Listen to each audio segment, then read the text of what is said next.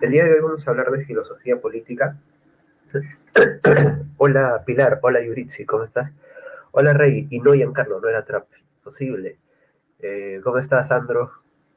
¿Qué tal, Gala? ¿Cómo le va?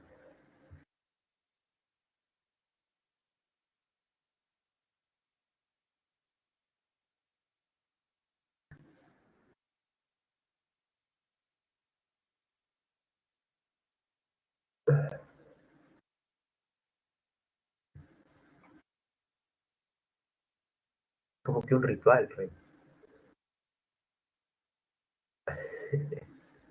Bien, Giancarlo.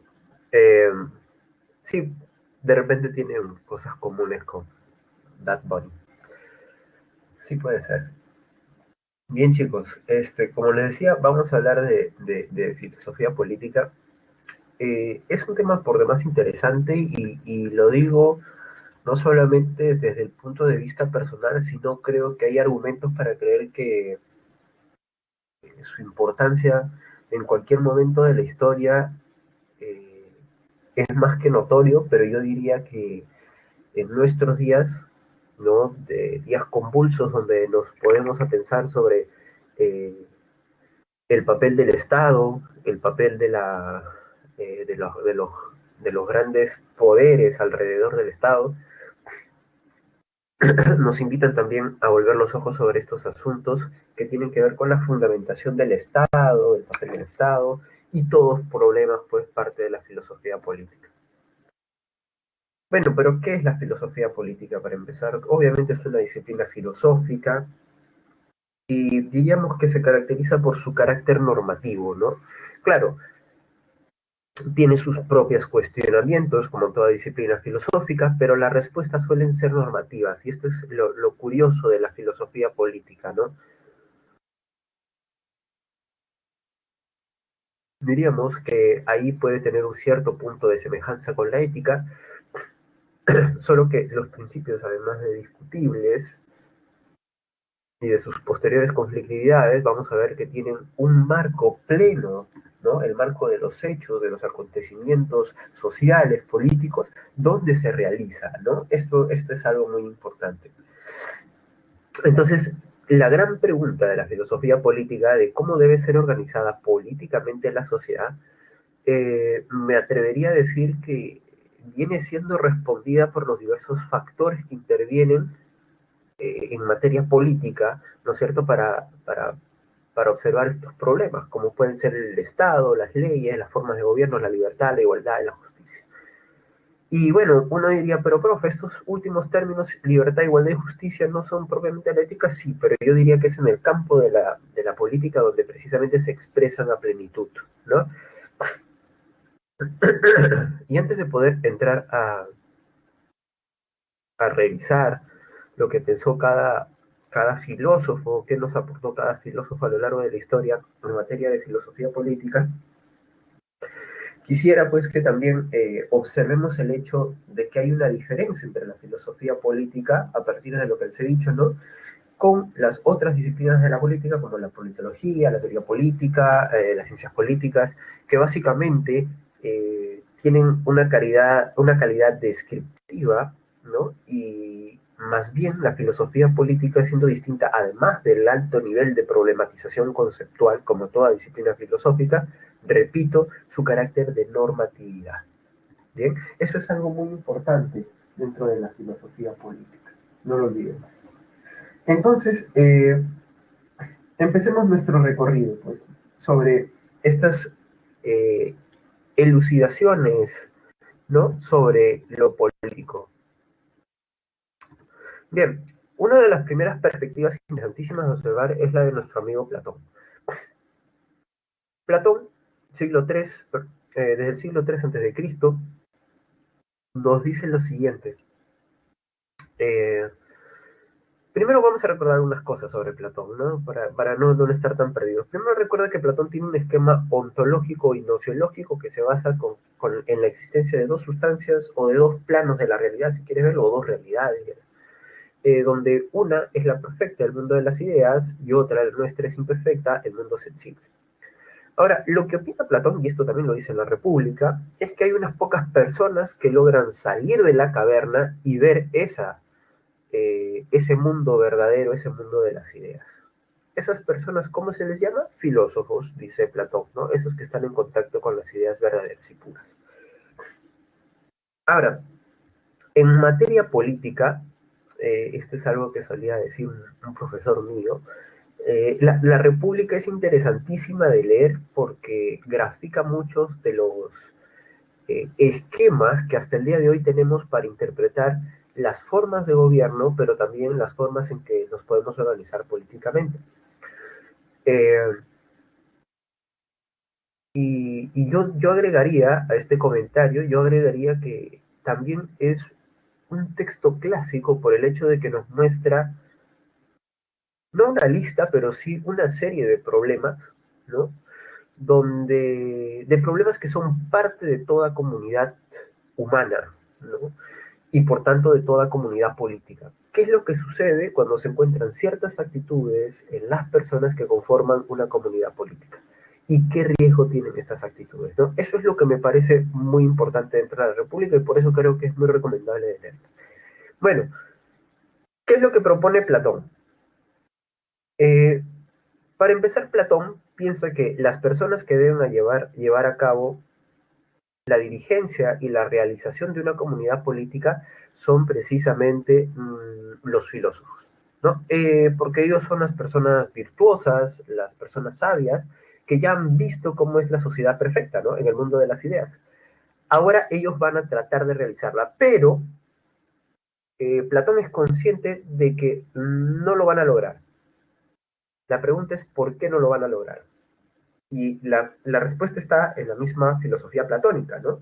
¿Por qué no se puede realizar una comunidad perfecta? ¿Alguien se atreve a escribirlo?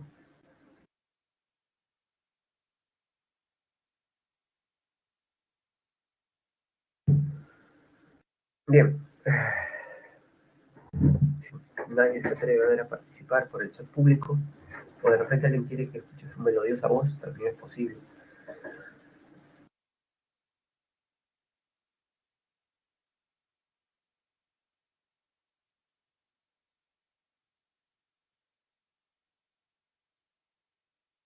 Bueno, entonces la respuesta es clara en el sentido en que Platón nos dice eh,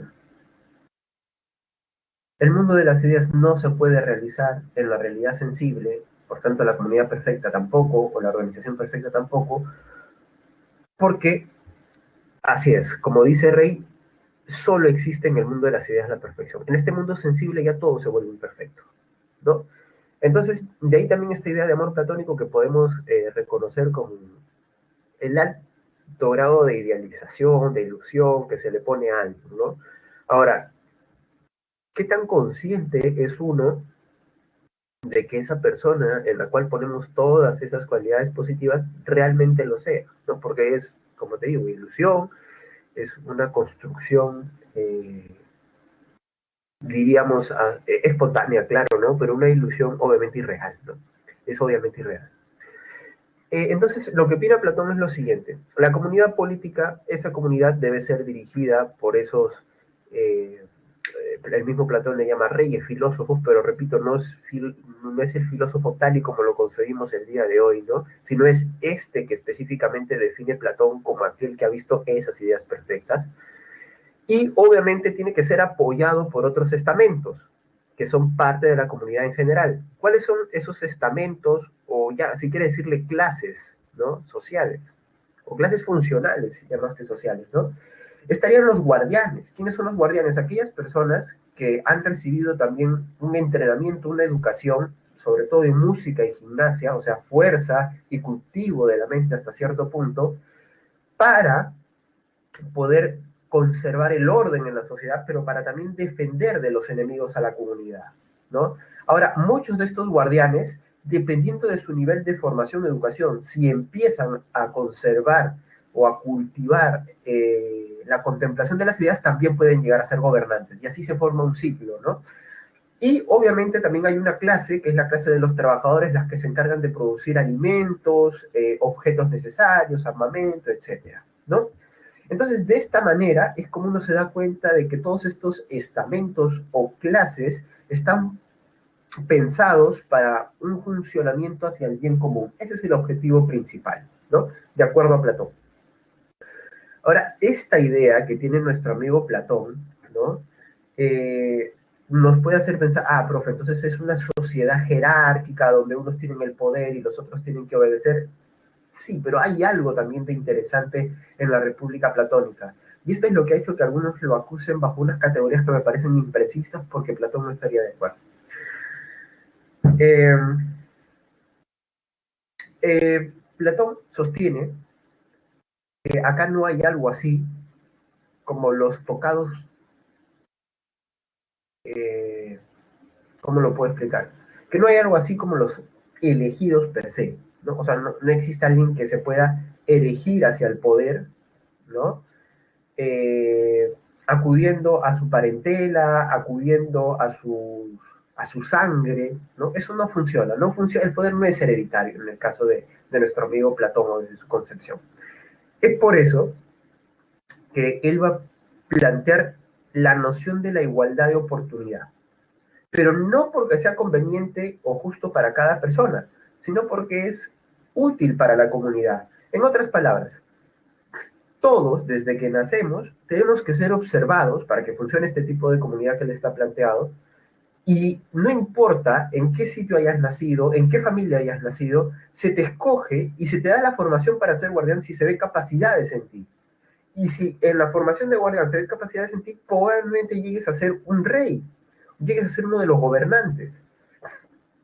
Y obviamente, ¿no es cierto? Esto implica también un mayor sentido de justicia, ¿no? Porque claro, acá ya no hay nada que yo soy amigo de tal, familiar de tal, ¿no? Eso no. Y además, lo que añade nuestro amigo Platón es que también eso va más allá de todo género. Es por eso que Platón es uno de los pocos pensadores que escapa de los esquemas clásicos griegos. Porque recuerda, en Grecia, ¿quiénes eran los que se consideraban ciudadanos o libres? Libres eran básicamente los que tenían un poder adquisitivo que se representaba en esclavos, los que participaban militarmente, ¿no? Para decirlo en otras palabras, además los que eran hombres y además eran blancos, ¿no? O sea, blancos y hombres para ellos venía prácticamente de la mano. Entonces, ¿cuál es la idea que está en Platón? Que esto no garantiza las formas de justicia y pueden haber mujeres que pueden ser buenos guardianes o pueden ser buenos gobernantes y pueden llegar a serlo siempre y cuando demuestren su talento. Esta idea de Platón es, quizás no la captan, ustedes no sienten la fuerza, pero es sumamente radical y diferente para su época, ¿no? Bueno, para no detenernos en más detalles de la República, simplemente diré que dentro de la concepción de Platón, también él piensa que la república tiene que ser fuertemente observada para que las costumbres de los ciudadanos no se distorsionen y se vuelvan vicios, ¿no? Porque él tiene esta idea de mente y cuerpo bien cultivados, ¿no?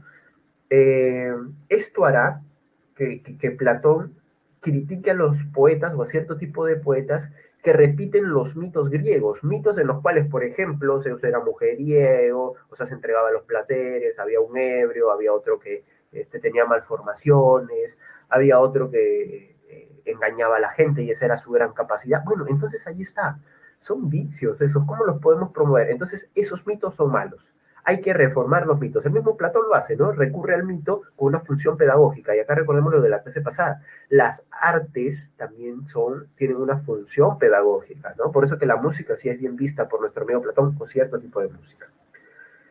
Y además Platón pensaba que uno de los principales problemas, esto también lo diré en la República, sucede cuando los ciudadanos o las personas de una comunidad política pierden interés por los asuntos políticos. O sea, parte de la corrupción, ¿no es cierto? Y acá lo uso de manera general, no lo uso tal y como lo conseguimos hoy en día, parte de la corrupción o los vicios en materia política suceden, dice Platón, Cuando primero, las personas que llegan al poder solo se preocupan por sus intereses particulares y no por la comunidad. Y segundo, y esto también es importantísimo, cuando las otras personas lo dejan llegar al poder, pues. ¿Cómo? ¿Votan por él? No, no pienses en nuestros términos de hoy en día. Según Platón, esto sucede cuando tú dices, yo soy una buena persona, yo no me voy a manchar en la política. La política, ah, qué asco, profesor, no, eso no va conmigo, ¿no? Ese es el mundo de los corruptos, los que mienten. Y ahí, ¿por qué no entras tú? No, porque yo soy distinto. Ahí está el problema, dice Platón. Platón diría, el problema está en que esas personas han rechazado toda la política o toda la organización política simplemente pensando en ellos mismos, en no ensuciarse, no mancharse. Mira qué idea tan genial la de Platón, ¿no? Y bueno, este momento platónico, donde se dibuja esta sociedad perfecta, va a cambiar después de la experiencia de Platón con un tal Dión de Siracusa. Platón, amigo de Dión, lo apoyará y cuando Dión llegue al poder en Siracusa, se va a volver un tirano. Entonces acá es donde Platón piensa, a ver, si Dion, que fue amigo mío, en el cual yo tenía confianza en sus virtudes y demás, se ha vuelto un tirano, ¿por qué no lo puede hacer cualquier otra persona? Más allá de que sea el poder que corrompe o que sean las personas que ya hayan corruptas al poder, lo que piensa Platón es que tiene que haber algo por encima de los hombres para que cuando lleguen al poder puedan ser controlados. Profe, tiene que haber otras personas que lo vigilen, que lo controlen. No, pues Platón te diría, es que ahora esos se vuelven los poderosos. Entonces, ¿qué es lo que hay que hacer? Poner algo impersonal, o sea, que no sean humanos, que no sean personas. ¿Y eso qué es? Las leyes y las instituciones. Estas son las que garantizan la justicia y la seguridad de un gobierno porque los hombres sabios y virtuosos se corre el riesgo de que se vuelvan, son personas después de todo, ¿no? Y este mundo es imperfecto, entonces que se vuelvan, ¿qué cosa? Así es, que se vuelvan viciosos, malos, corruptos, lo que tú quieras. Entonces las leyes deben estar por encima, según Platón. Genial este cambio de rumbo de nuestro amigo Platón, que ya habla un poco más de una versión republicana de Platón, ¿no? Bueno, ahora vamos a ver más adelante en la próxima clase de republicanismo, cuando hablemos de republicanismo en concreto, qué es exactamente el republicanismo y por qué les digo que esta versión es más republicana que la misma versión de la República de Platón. Bueno, Aristóteles, Leslie, a ver, tu pregunta, ¿por quién votaría acá en Perú? Ni siquiera hay candidatos ahorita, ¿no? Bueno, hay muchos precandidatos, pero no sabría decirte por qué candidato, ¿no? Probablemente Platón apostaría por aquel que él vea más interesado por el bien común, ¿no? No tanto por aquel que él vea que a pesar de lo que digan, ¿no es cierto? Pero sus acciones demuestran que más está representando intereses de una pequeña porción, ¿no? Tenía mucha desconfianza con las facciones y los grupos de poder también, Platón en la República al menos lo deja claro, ¿no? Existe, dice él, oligarcas que cuando se apoderan de una comunidad no la quieren dejar, no la quieren soltar, y es por eso que ahí es muy difícil hacer el cambio. Eh, y ahí podrías poner nombres, ¿no? De países que están bajo una situación similar, donde una oligarquía se ha apoderado, una oligarquía empresarial en nuestros días, se ha apoderado del poder y controlan medios de comunicación y todo, y no la dejan salir, ¿no? Perú. Bueno, entonces continuemos. Aristóteles, discípulo de Platón, ¿no? Ya hemos hablado de su idea de que el hombre es un animal político, ¿no? Y lo que opina nuestro amigo Aristóteles es que el hombre no se realiza si no es en la comunidad. O sea, si tú no estás en comunidad, eres un individuo, pero por no estar bajo esta cualidad de organizarte con los otros, no llegas a ser un ser humano del todo, ¿no? Entonces, esto, por ejemplo, se ve como en el caso de Tarzán, ¿no? Para poner una idea, un ejemplo literario. Claro, Tarzán, tú puedes decir, tiene la constitución física de un ser humano y todo eso, pero no está organizado políticamente con otros seres humanos y por tanto no explota su razón en materias políticas, diría Aristóteles, y esto hace que no se le pueda ver del todo como un ser humano, ¿no? Ahora, ¿para qué este animal político necesita meterse en la comunidad porque hay un objetivo, y el objetivo no es solamente seguridad o placer, no, no, no. Aristóteles lo que opina es que el objetivo principal de la comunidad es desarrollar a plenitud a las personas, sacar lo mejor de cada quien, ¿no? Volver a cada uno de los miembros de la comunidad un ser superior, ¿no? ¿Y esto qué implica? Desarrollar sus capacidades, sus talentos racionales y de organización. ¿Te das cuenta? Para eso sirve la comunidad. Y hay una noción también de Aristóteles de bienestar común, obviamente. O sea, el bien de todos es superior al bien individual. Eso es más que obvio en nuestro amigo Aristóteles. Y es por eso que Aristóteles va a proponer lo siguiente. Va a proponer un gobierno donde las leyes sean las que se impongan para, de alguna manera, sofrenar o refrenar, perdón, la tiranía. O sea, es una idea similar a la de Platón, ¿no? Si las leyes están por encima de los hombres, ninguno puede superar esa barrera, ese techo, y todos tienen bien limitado su poder, ¿no? Entonces, si la ley dice, no puedes gobernar más de 5 años, papi, lo siento, se acabó nuestros 5 años, chao, chao. Porque si se perpetúa en el poder, podemos empezar a ver los vicios de la tiranía y etcétera, ¿no?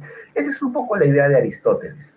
Y él le va a agregar la forma de gobierno, ¿no? Él va a decir, y este gobierno de las leyes tiene que además ser mixto, porque hablando de clases, ¿no es cierto? Lo que sucede es que siempre los más adinerados, por defecto, han tenido acceso a mayores herramientas y a veces son los que pueden tomar mejores decisiones. Pero tampoco les vas a dejar que ellos se encarguen de todo, pues, porque si no van a tirar solamente para sus intereses de clase. Entonces, ¿qué es lo que tenemos que hacer? Ponerles al frente un contrapoder, tenemos que contrapesar. Entonces, ¿quiénes son esos? La clase media, pues. Es por eso que se habla de una democracia moderada en el caso de Aristóteles, porque él piensa que la estabilidad se logra cuando tú contrapones poderes.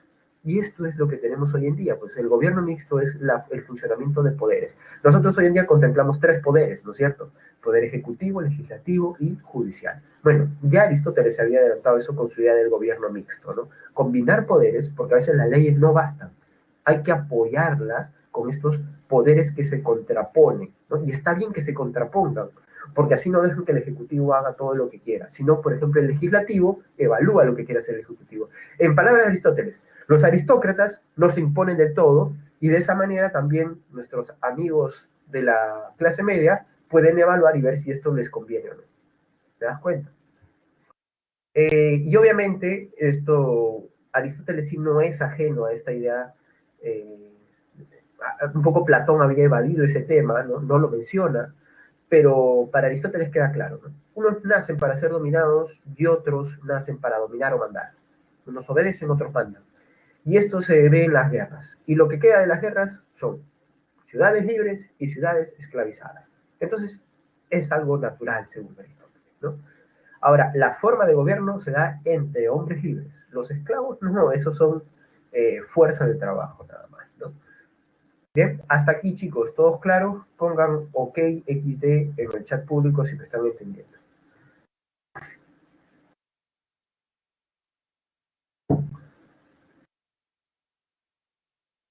Gracias Rey, gracias Leslie, gracias Pilar. Entonces, siento que estoy explicando con claridad. Gracias Pilar, Ariana, Félix, gracias chicos.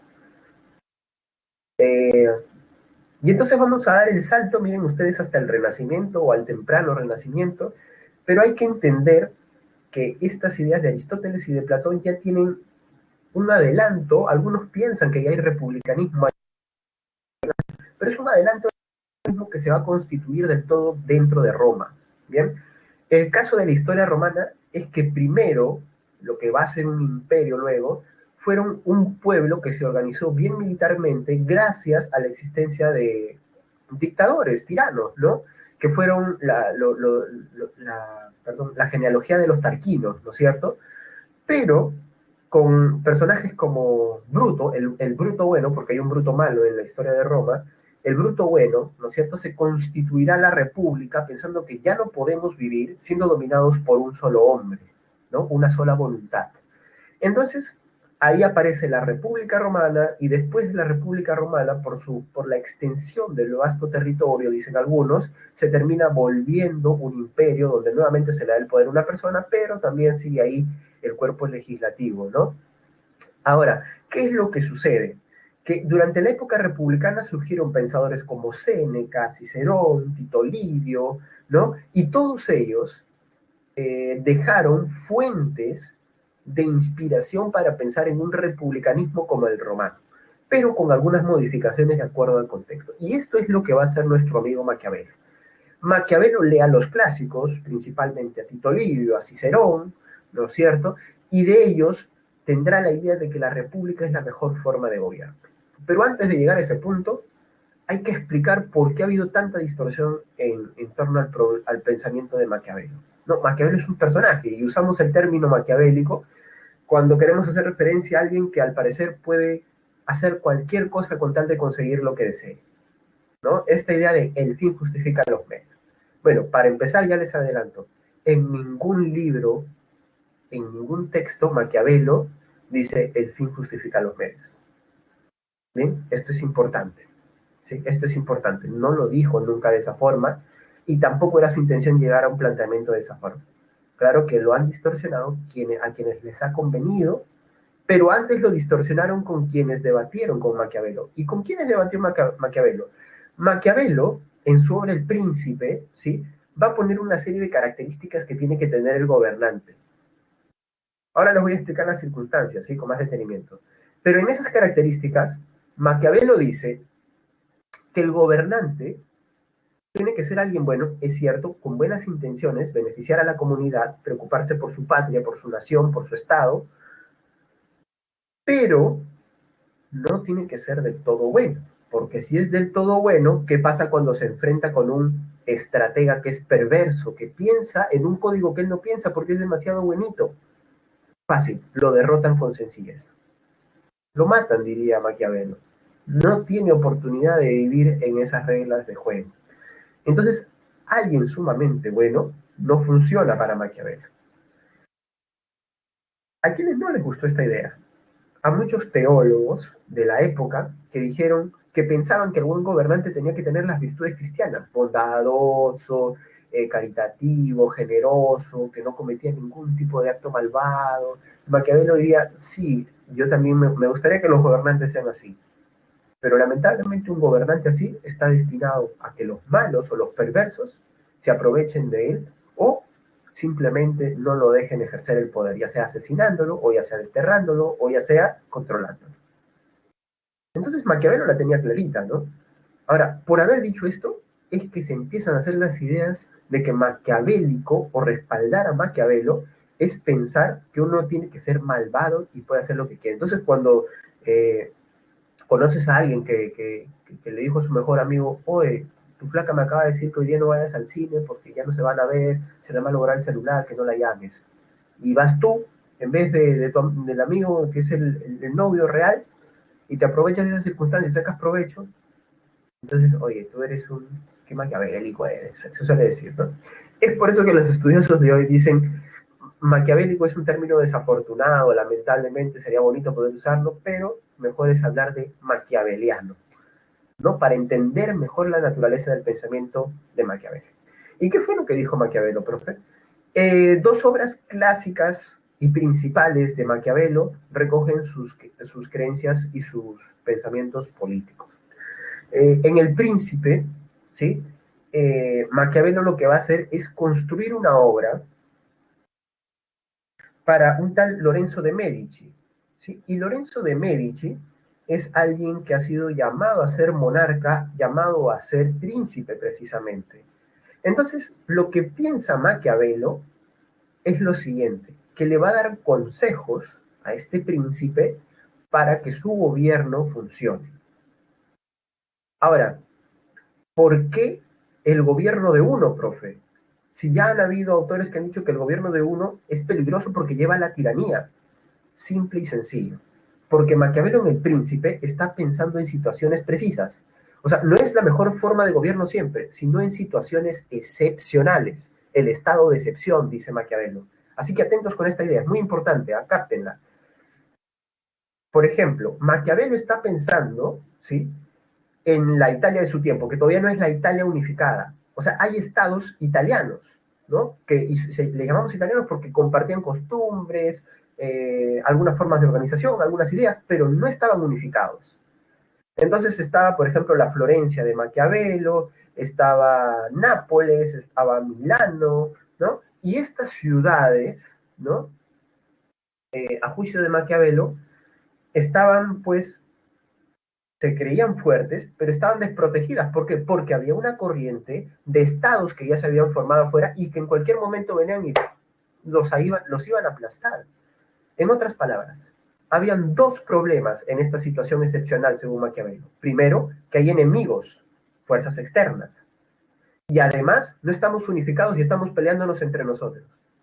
O sea, también hay enemigos internos. Nuestras propias diferencias o disidencias. Problemas internos, ¿no? Entonces esta es una situación excepcional. Si hubiesen solamente problemas internos, podríamos pensar en otra forma de gobierno, pero también tenemos problemas externos. Entonces, ¿qué es lo que hay que hacer según Maquiavelo?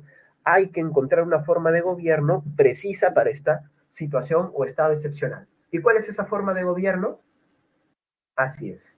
Esa forma de gobierno es concentrar el poder en un solo hombre, como lo habían pensado algunos griegos, ¿no es cierto? Cuando había un estado de crisis, se le daba el poder a un solo hombre, que a veces se volvía tirano, ¿no? Y según, ¿no es cierto? Y según los romanos también eso podía suceder. Cuando había un estado de crisis, cuando estábamos bajo mucha presión, sobre todo de fuerzas externas en guerra, ahí necesitabas tú a alguien preciso, un dictador. ¿Por qué se llamaba dictador? Porque era el que dictaba las leyes, ya no necesitaba el pueblo, perdón, el cuerpo legislativo, ¿no? El poder legislativo. Entonces, lo que piensa Maquiavelo es que si nosotros queremos lograr nuestra salvación como comunidad, tenemos que unificarnos y para eso se necesita un principado. ¿Bien? Entonces, ¿este principado de qué va a venir de la mano? También de leyes, pero también de milicias ciudadanas. O sea, el ciudadano tiene que participar con su fuerza, en este caso con su fuerza y su capacidad para hacer violencia, porque tenemos que defender a la comunidad. Si no, ahorita van a venir y nos van a pisotear. Esa es la idea de Maquiavelo para empezar en El Príncipe. Pero es en los discursos sobre la primera década de Tito Livio donde Maquiavelo ya va a mostrar cuál es la forma de gobierno ideal para él. ¿Y cuál es esa forma de gobierno? La república, pues. Y acá es donde aprovecha ideas de Platón, de Aristóteles, pero sobre todo de los latinos, a quien él va a leer con mucho cuidado. Entonces él piensa que la mejor forma de gobierno, que es la república, se tiene que basar en tres principios. Primer principio, tienen que haber leyes que bloqueen a la tiranía. Así, incluso un príncipe no puede volverse un tirano. ¿Bien? Eso es lo primero. Segundo, además de las leyes, necesitamos instituciones políticas que garanticen que todos tenemos acceso a la actividad pública y política. ¿Bien? Porque si solamente suben algunos o nos representan o representan algunos sectores y no todos, entonces se vuelve una sociedad injusta y empieza nuevamente el conflicto interno. Entonces, de acá la importancia de lo que Aristóteles veía como una especie de contrapoder y que Maquiavelo garantiza a través de instituciones que permitan que todos participemos para que así este conflicto se canalice de manera positiva y se logren leyes que beneficien a todos. O sea, el conflicto tiene algo de positivo para Maquiavelo. Y lo tercero y lo más importante, y bueno, y otro de los puntos más importantes dentro del pensamiento de Maquiavelo, tienen que haber virtudes en los ciudadanos. Así como el gobernante tiene por virtud ser bueno, pero tampoco ser tonto, ¿no? El ciudadano tiene que estar siempre a disposición para intervenir en los asuntos públicos y además defender a la patria, militarmente, pero también estratégicamente, ¿no? Esto es importante en Maquiavelo. Y esto hace, ¿no es cierto?, que también veamos con nuevos ojos a Maquiavelo. Maquiavelo era un republicano y también tenía ideales políticos. Y lo que él pensó como virtudes del gobernante, ¿no es cierto?, esto de ser un estratega para poder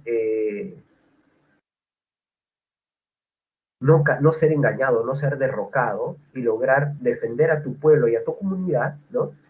Es algo muy importante. Entonces, por eso Maquiavelo decía, tiene que ser el gobernante, el buen gobernante, el príncipe, tiene que ser cordero, león y lobo a la vez. ¿Cómo que cordero, lobo y león, profesor? Cordero porque es bueno, tiene que ser bueno, obviamente, tiene que tener la intención de beneficiar a sus conciudadanos. Tiene que ser lobo porque tiene que ser astuto, no puede atacar a cada momento, pero también tiene que ser león para imponer el orden, tiene que saber cuándo rugir, para decirlo de cierta manera.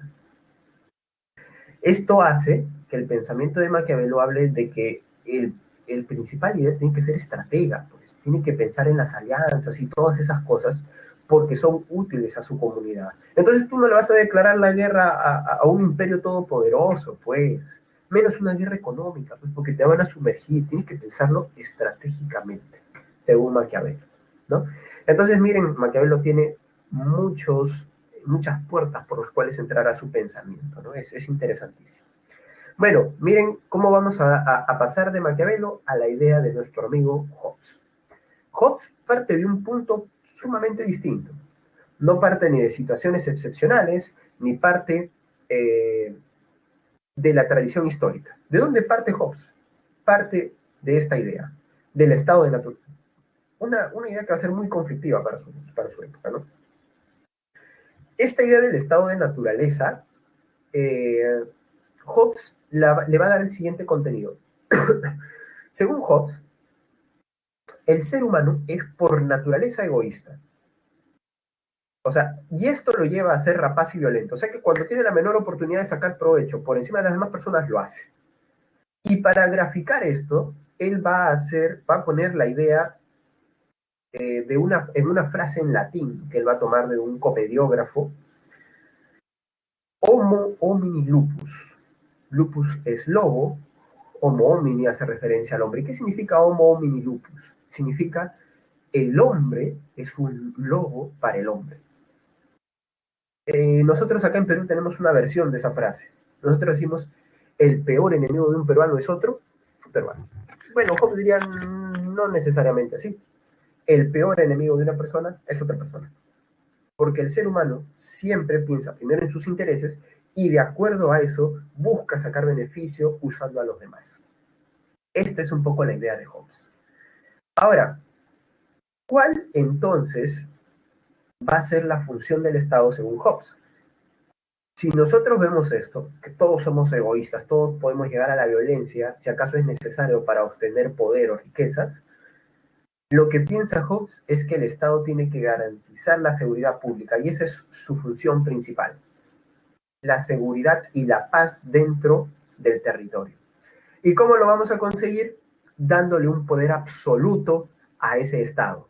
Es por eso que el Estado tiene la posibilidad de reprimir a esos que se creen más astutos y que se quieren imponer por encima de los demás. El Estado entonces se vuelve esto, pues. ¿Qué es eso, profe? Es un monstruo mitológico que se llamó el Leviatán, ¿no? Y que básicamente el temor de los marinos era que el Leviatán se encargaba de destruir a las embarcaciones. Ya luego la interpretación es que sobre todo a las embarcaciones piratas, ¿no? A los que se encargaban de asaltar a otras embarcaciones principalmente. O sea, era un monstruo castigador. Y esta idea es la que toma Hobbes, ¿no? En verdad es parte de la mitología bíblica, perdón, ¿no? Si no quedó claro eso. Entonces lo que propone Hobbes es que el Estado tiene que ser recto con estos intentos caóticos que desestabilizan la comunidad, la sociedad. Porque todos contra todos, pues todos quieren tirar para sí, ¿no? Entonces cuando tú me hablas, ¿no es cierto, profe, una consulta, ¿podría usted explicarme tal cosa? Y yo te digo, no, ¿sabes qué? Te voy a dar mi WhatsApp, tú me escribes por ahí, me vas a tener que hacer un depósito a mi cuenta, ¿no es cierto? Y te estafo. Entonces, ¿qué diría Hobbes? Ahí tiene que intervenir el Estado para garantizar que ustedes no sean estafados por su profesor o por cualquier profesor o por cualquier persona. Ahí está, pues. Esa es la idea de Hobbes. Esto lo lleva a plantear, además, que el poder centralizado, el poder político centralizado en una monarquía absoluta es la mejor forma de gobierno y la más eficaz. Porque cuando una sola persona toma decisiones es rápido, pues, haz esto. O sea, la jerarquía vertical funciona de manera perfecta para Hobbes. Tiene que resolverse de esa manera. Y tiene sentido porque Hobbes vivía en la sociedad inglesa de su tiempo, era sumamente conflictiva, ¿no? Ahora, si tú te das cuenta y lo comparamos con Maquiavelo, ¿qué es lo que está sucediendo? Maquiavelo había dicho que si a un gobernante le dan a escoger entre ser amado y ser temido, ¿qué es lo que tenía que escoger? Él decía, ser amado es genial, es lindo, es hermoso. Todos queremos ser amados, y más aún el gobernante, porque quiere sentir que el pueblo aprecia sus acciones por ellos. Pero lamentablemente, esto es lo que dice Maquiavelo, ser amado no te ayuda a controlar del todo algunas acciones y problemas internos. Entonces a veces es mejor ser temido. Ahora, Hobbes solamente se queda con esta parte. Tienes que ser temido para poder ordenar la sociedad. ¿Te das cuenta? O sea, el estado de excepción lo radicaliza Hobbes y dice, papi, los problemas externos no son los problemas más fuertes, son los internos. ¿Y cómo los resuelves? Tienes que poner cortar de una buena vez cuando hay situaciones internas que lo ameritan. Entonces, para eso, la monarquía absoluta. Pero recuerden de dónde está partiendo Hobbes, ¿eh? El hombre es malo por naturaleza. Ahora, quien va a criticar a Hobbes es otro pensador inglés llamado John Locke. Fíjense ustedes en las épocas, ¿no? Son casi contemporáneos, podríamos decir. Nuevamente, miren ustedes, ¿no? El discurso de Locke toma protagonismo cuando el de Hobbes, perdón, empieza a caer. ¿Y qué es lo que propone Locke? Primero, Locke piensa, no va a partir de la idea de un estado de naturaleza. Él no va a hacer eso.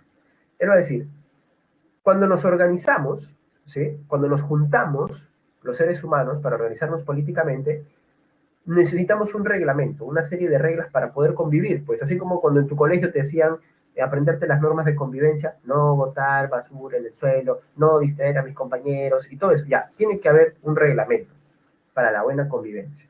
Eso es como un contrato que todos firmamos implícitamente desde que ingresamos a la sociedad con nuestro uso racional. Es lo que se llama el contrato social. Todos lo firmamos. Ahora, ¿para qué ayuda ese contrato social? Para guardar derechos básicos de las personas. Primero, el derecho a la vida, ¿no es cierto? O sea, que nadie atente contra mi vida. Segundo, que nadie se imponga y me diga lo que tengo que hacer. Yo puedo hacer lo que quiero, pues es la libertad. Soy soltera y hago lo que quiero, ahí está. Es un principio del liberalismo de Locke. Y tercero, nadie es libre si no tiene cosas que le permiten realizar su libertad. O sea, propiedad privada. Ahora, entonces, ¿cuál es la mejor forma de gobierno? Se le preguntaría a Locke. ¿Un poder absoluto centralizado en una sola persona? Locke diría, no, porque si eso pasa, ese poder absoluto en cualquier momento te puede quitar tus cosas, pues, y te puede decir, es por el bien de los derechos, es porque yo he pensado que tú eres problemático, es porque yo he pensado que tú estás atentando contra la seguridad. Entonces, ¿qué opina Locke? Eso es conflictivo, y eso atenta contra nuestros derechos, nuestros tres derechos principales, vida, libertad y propiedad privada. Entonces, ¿qué opina Locke? Locke opina que lo más conveniente es que el poder del monarca tenga un contrapeso que es el poder del parlamento. Nuevamente, ¿a quién se parece esta idea? A la de Aristóteles, ¿no? Pero en vez de una aristocracia, él piensa en un monarca. Entonces, al monarca tiene que contraponerse el poder del parlamento, el cual el parlamento tiene que manifestar los intereses de los ciudadanos que quieren defender sus propiedades. Y además, piensa Locke, esto evita que el Estado se entrometa en la vida de los individuos. Y de esa manera, nuevamente, garantizamos derechos y libertades que ya no se van a ver afectados. Para eso está el Parlamento. Esto es lo que se ha llamado la democracia representativa, que el pueblo sea representado por un Parlamento que los defienda, ¿no? Esa es la idea todavía de nuestras democracias representativas. Ahora, ¿por qué Locke es considerado el padre del liberalismo? Porque para Locke el ser humano define su vida y su libertad en función de su propiedad privada. O sea, la propiedad privada es lo más importante, ¿no? Es aquello que hace que todos podamos estar bien, contentos, libres, sentir que tenemos una vida, y esta es la premisa principal del liberalismo. ¿Bien? Entonces, miren, libertad y propiedad privada van de la mano. El pensador francés Jean-Jacques Rousseau también se va a oponer a las ideas de Hobbes, pero quizás retomando algunas ideas de Maquiavelo nuevamente. Y esto es lo que él piensa. Primero, el ser humano no es malo por naturaleza, todo lo contrario, es bueno por naturaleza. O sea, es la idea del bon sauvage, el buen salvaje. El hombre es bueno por naturaleza, en estado de naturaleza es bueno, pero la sociedad es la que lo corrompe. ¿Cuándo se vuelve malo? Ese malo que describe Hobbes, de que se quiere imponer a los demás y todo esto, es porque la sociedad le dice, papi, tú tienes que ser poderoso, tú tienes que tener riquezas. En otras palabras, tú eres bueno hasta que en algún momento te das cuenta de que hay quienes tienen carro o dos carros, casa, una familia, dos familias, tres familias, una empresa, dos empresas. Entonces, oye, pero ¿por qué tiene tanto y yo tengo tan poco? Ahí es cuando me doy cuenta, no, yo también quiero salir adelante y empiezas a codear, estafas a tus amigos, a tus familiares, lo que sea, no importa. El poder y las riquezas es lo que importa. O sea, y mira, esta idea cómo se te ha dado socialmente, culturalmente. La sociedad es la que corrompe al buen ser humano, según Rousseau, ¿no? Entonces, de acuerdo a Rousseau, nosotros podemos recobrar una buena manera de organizarnos siempre y cuando retomemos esa bondad connatural al ser humano. Y es por eso que necesitamos ir a un contrato social, al igual que Locke, ¿no es cierto? Ponernos de acuerdo en las reglas, pero no necesitamos un poder de carácter absoluto, sino que las reglas del contrato social las debemos decidir entre todos, la voluntad general, no de la mayoría, la voluntad general se tiene que imponer. ¿Y cómo se impone la voluntad general? Cuando pensamos en bien común, pues. Cuando ya no empezamos en, pucha, ya no se puede resolver, hay que votar, pues. No, no, no. Pongámonos de acuerdo para descubrir qué es lo que más conviene para todos y no solo para algunos.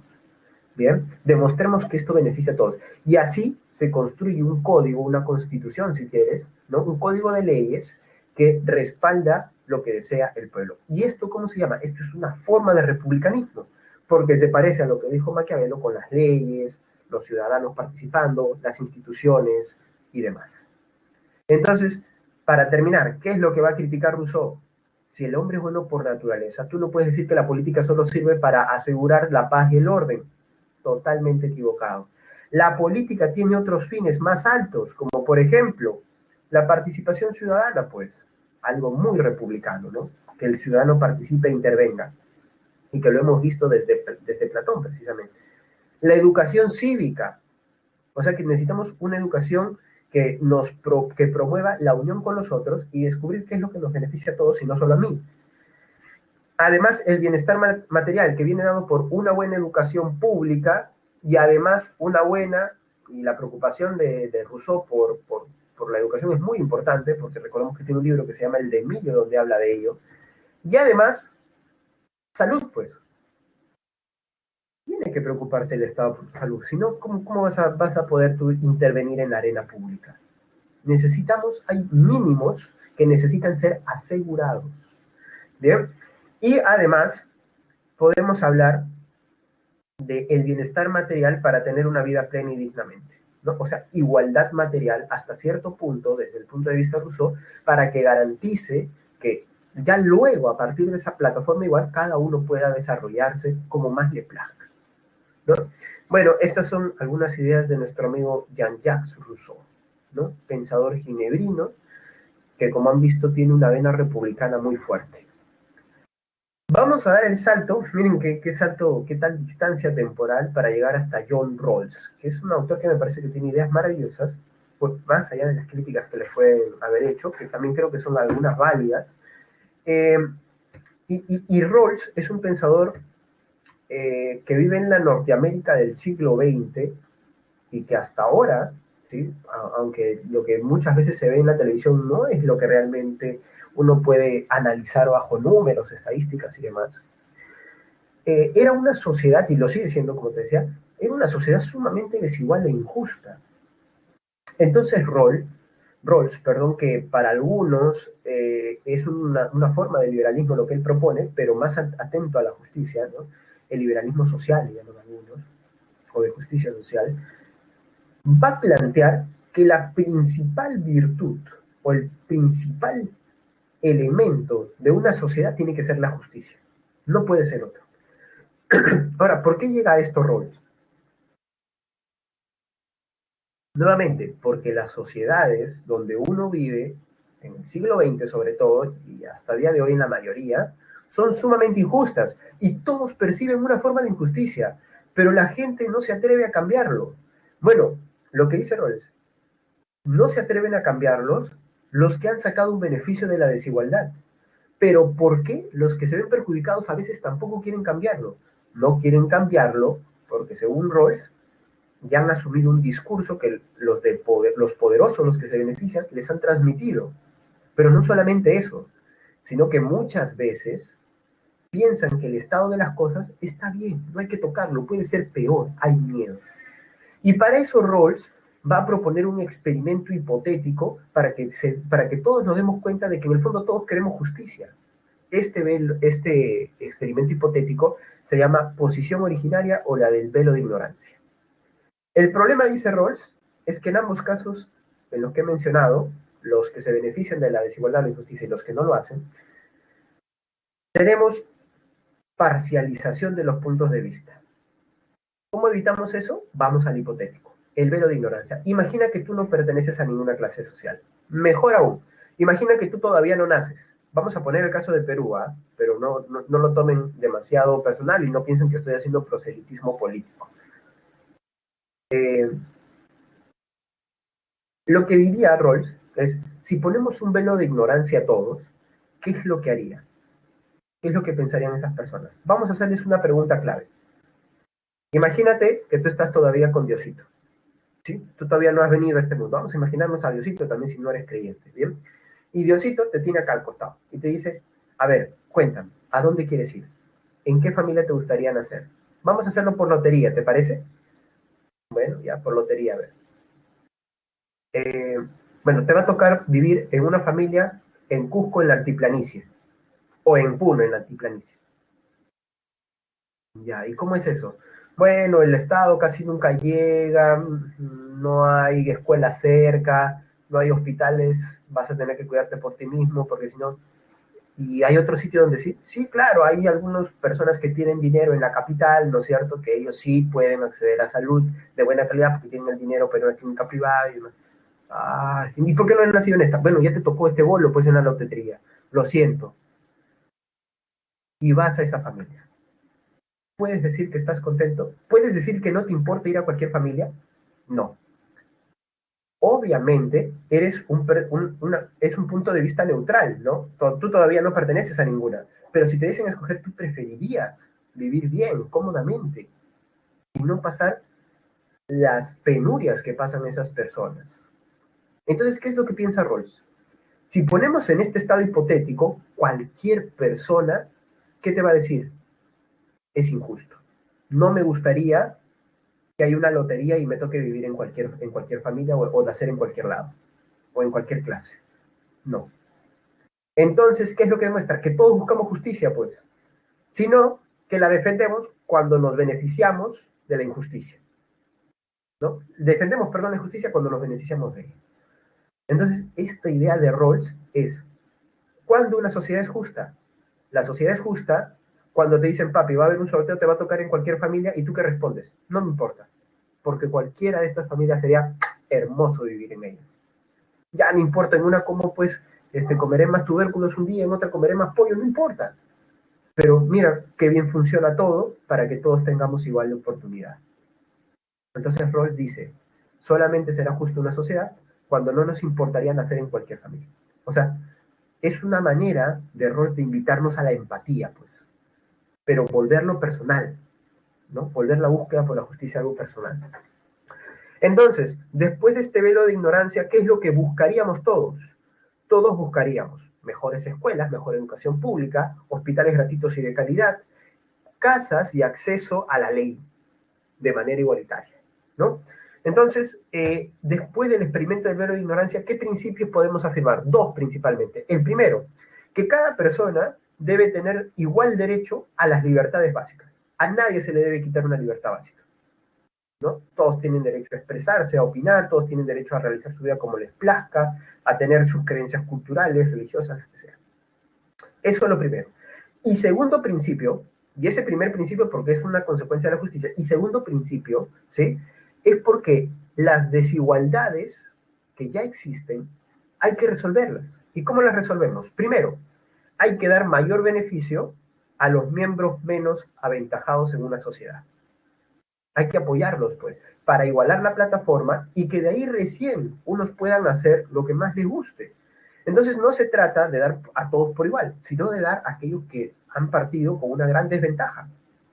¿qué culpa tienen esas personas de nacer en una situación de desigualdad? Y de la misma manera, ¿qué mérito tiene la persona que ha nacido con dinero? Ninguno. Él no ha hecho nada, simplemente vino por casualidades, ¿no es cierto? Diríamos, escatológicas, ha nacido en una familia adinerada. El mérito quizás de sus padres, pero cuando fallezcan sus padres, ellos se siguen beneficiando de algo que no les corresponde, digamos, de manera natural. Entonces, desde la perspectiva de Rawls, hay que ayudar más a los desaventajados de esta sociedad. Y, por tanto, ¿esto a qué nos lleva? A la segunda parte de este mismo principio. La igualdad de las oportunidades no solamente se ve con esto, de apoyar a los más desaventajados, sino también cuando ponemos los cargos y los puestos públicos al acceso de todos bajo condiciones de igualdad de oportunidades. Tiene que evaluarse el talento y no tiene que evaluarse de dónde vienes, si tienes dinero, no. Entonces, estas ideas de Rawls garantizan una sociedad justa desde su punto de vista. Bien, hasta ahí nos vamos a quedar, chicos, con estas explicaciones. Ahí tienen las claves para la separata. Les recomiendo la lectura, es una lectura de Maquiavelo deliciosa. Bien, así que les pido que rápidamente respondan a la encuesta. Perdonen por haberme tomado algunos minutos de su almuerzo, pero me parece bacán que hayan tanto contenido y tantas ideas por explorar en el mundo de política. La próxima semana seguiremos hablando de filosofía política, pero ya hablaremos de corrientes. Bueno, más allá de que les haya gustado o no les haya gustado la clase, ¿no? Creo que no se puede negar lo interesante que termina siendo este tema, ¿no?